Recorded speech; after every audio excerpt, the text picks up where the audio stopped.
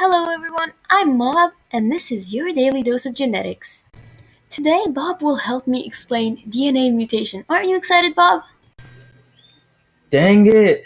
I'm the cameraman, ain't I? All I have to say is go, right? Yep, that's exactly right, Bob. And this here is the coding strand, and the bottom strand is the template strand. We won't be needing the template strand, so we will just be using the coding strand, this one, from now on. Go.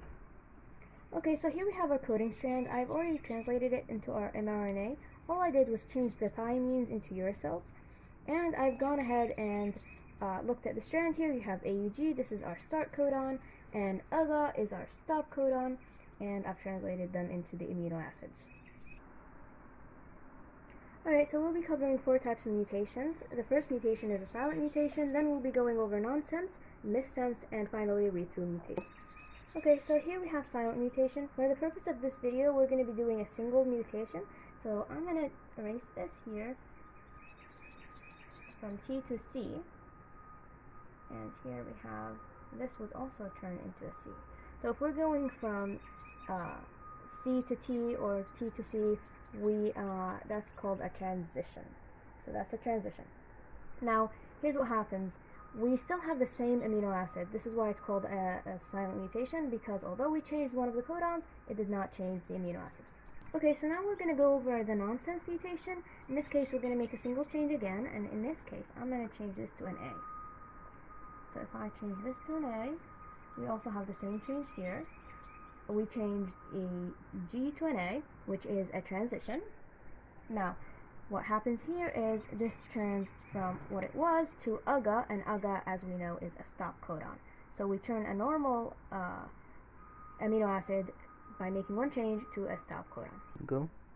Okay, so we're doing missense now. I'm going to change this A to a T, and that means it turns into uracil and mRNA. So now we have UUU, which is not the same amino acid, and that turns into phenylalanine. And this here, I turned a to a T, which is a transversion. Go.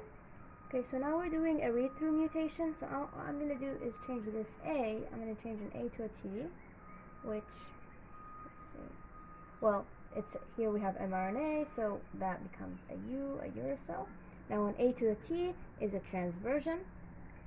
And here we have, what happens here is, we had originally a stop codon, and now it's not a stop codon, it's cytosine.